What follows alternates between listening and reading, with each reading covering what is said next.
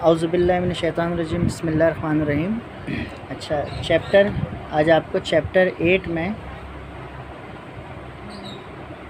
Chapter 8 chemistry,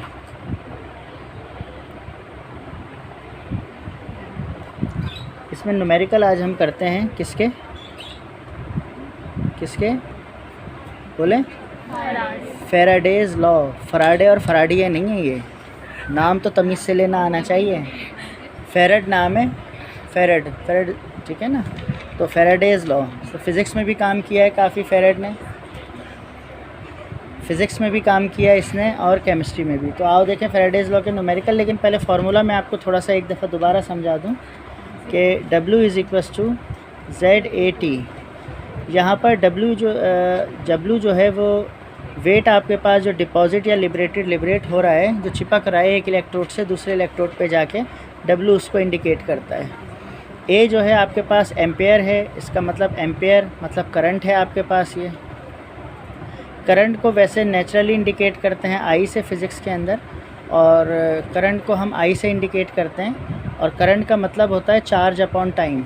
ये current का basic formula है। और ampere is a unit of current, ठीक है। लेकिन जहाँ पर डायरेक्ट फ़ैराड ने A यूज़ किया था, तो यहाँ हम A यूज़ करेंगे, एम्पेयर का A, यानी एम्पेयर का मतलब भी करंट ही है। T जो है वो टाइम के लिए यूज़ हुआ है, T टाइम के लिए यूज़ हुआ है। टाइम हम यूज़ करते हैं सेकंड के अंदर, लेकिन यहाँ हमें कभी मिनट में दिया जाएगा और कभी हमें आवर में दिया जाएगा, ठीक है। जब हमें मिनट में दिया जाएगा तो हम 60 से मल्टीप्लाई करेंगे, जब हमें आवर में दिया जाएगा तो हम 3600 से मल्टीप्लाई करके उसे दोनों को सेकंड में कन्वर्ट करेंगे। कन्वर्ट हमने करना है सेकंड में, ठीक। और ये इलेक्ट्रोकेमिकल इक्विवेलेंट है, Z जो है वो इलेक्ट्रोकेमिकल इक्विवेलेंट है, इसका कांस्टेंट है, ठीक है ना। तो स्टार्ट करते हैं न्यूमेरिकल। अब बुक से न्यूमेरिकल पढ़ते हैं क्या है। अब देखिए न्यूमेरिकल की starting. A current of 0.5 ampere. Ampere का मतलब मैंने आपको क्या बताया? करंट, यानी I हो गया। तो ये मेरे पास हो गया I करंट, यानी A, हमारे यहाँ A लिखा हुआ है। Was pass through a solution of copper sulphate for 1 hour. Time कितना हो गया? T जो है 1 घंटा हो गया। Calculate the mass of copper. अब ये मास का मतलब कॉपर जो डिपॉजिट हुआ है, तो डिपॉजिट हुआ है तो इसका मतलब ये आपने निकालना है W को मैंने लिखा वेट और मास जो भी डिपॉजिट हो रहा है। और इलेक्ट्रोकेमिकल इक्विवेलेंट जो है उसकी वैल्यू ये हमें दी हुई है, ठीक है भाई। फिर देख लो, करंट हमारे पास 0.5 हो गया, टाइम हमारे पास 1 आवर हो गया, ये लिखा हुआ है 1 आवर, ठीक है भाई। और उसके बाद मास हमने निकालना है। तो देखें, इसको लिखना शुरू करते हैं। आए बेटा, बनाते हैं डेटा, ठीक है। अच्छा जी, uh current of 0.5 ampere. A की वैल्यू मेरे पास क्या आ गई? 0.5 एम्पेयर। इसे 0.5 नहीं पढ़ा जाता, पढ़ने का तरीका होता है 0.5 दुनिया में। ये हम पाकिस्तानी ज़रा जब तक ज़ीरो ना पढ़ें तो दिल को सुकून नहीं मिलता, हाजमा नहीं होता हमारा, ठीक है ना। कॉपर सल्फेट का सॉल्यूशन है, टाइम जो है वो 1 आवर हो गया, 1 आवर। तो आर के लिए मैंने क्या कहा था, किससे मल्टीप्लाई करेंगे? 3600 से। तो इसको हम मल्टीप्लाई कर देते हैं 3600 से। तो 3600 वन ज़ा 3600। अब ये सेकंड में कन्वर्ट हो गया, ठीक है। फिर हमने मास डिपॉजिट लिबरेटेड ये मालूम करना है। और हमारे पास Z की वैल्यू, इलेक्ट्रोकेमिकल इक्विवेलेंट की जो वैल्यू हमारे पास दी हुई है,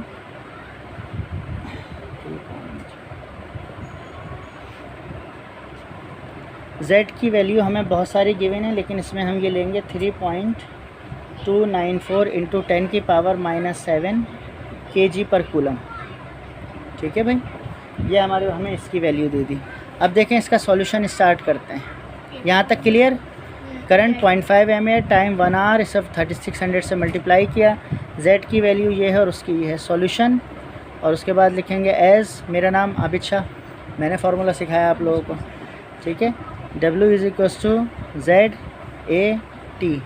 W हमने कैलकुलेट करना है, आसान न्यूमेरिकल होते हैं इसके। W की वैल्यू 3.294 × 10⁻⁷।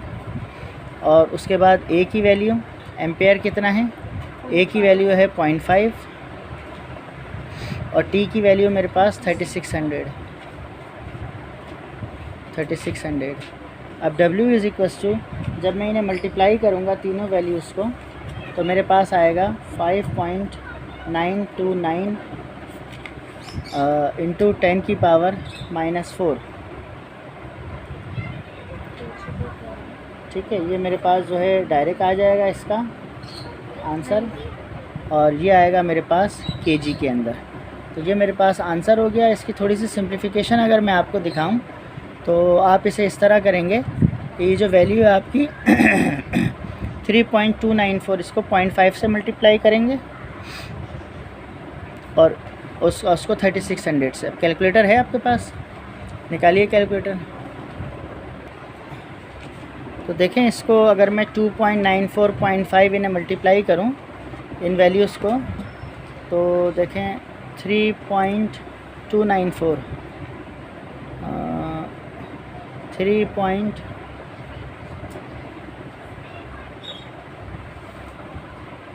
3.294 मल्टीप्लाई 0.5 और 3600, तो 0.5 मल्टीप्लाई 3600, ये मैंने मल्टीप्लाई किया तो ये मेरे पास आया 5929.2।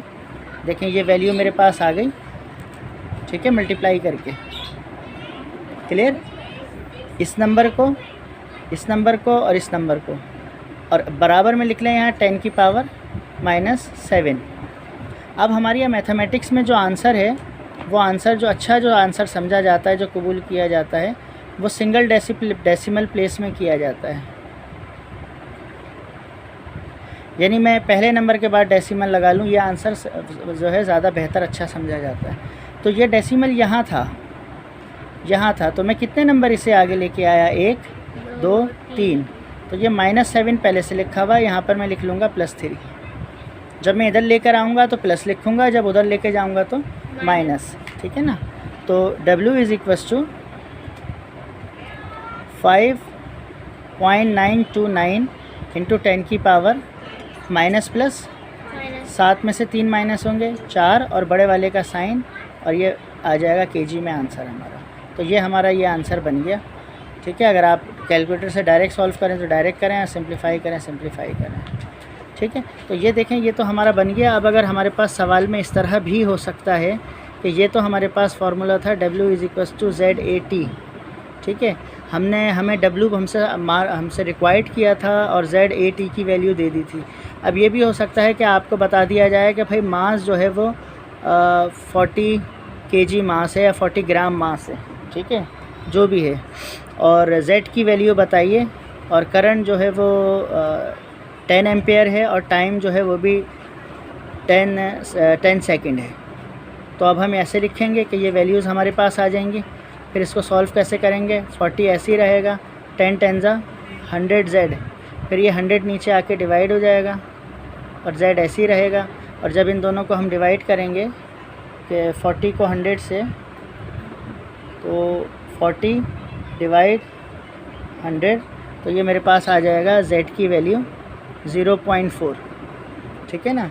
तो इसकी फिर मेरे पास जो है वो केजी में दिया हुआ है, तो मेरे पास जो है आंसर केजी पर कूलम हो जाएगा। और अगर ये मास ग्राम में दिया हुआ है तो मेरे पास ग्राम पर कूलम हो जाएगा आंसर। ठीक है ना? दोनों में से एक यूनिट यूज़ होता है, इसके यूनिट पे डिपेंड कर रहा होता है। समझ आई बात? बहुत आसान न्यूमेरिकल है और पेपर में आते भी हैं, और कभी कभी ये लॉन्ग क्वेश्चन के साथ आ जाते हैं, और इजी न्यूमेरिकल है, मतलब ये गोल्डन न्यूमेरिकल है आपके लिए कि इजीली मार्क्स आपके लेने का वो है। ठीक है ना? तो जो चीज़ इस वाले को सॉल्व कीजिएगा, दूसरी एग्जाम्पल या पेपर में 10 ईयर में इसी तरह आए हुए, उसको आराम से सॉल्व कीजिए, फिर जो बात समझना है वो बताएं। अल्लाह हाफ़िज़।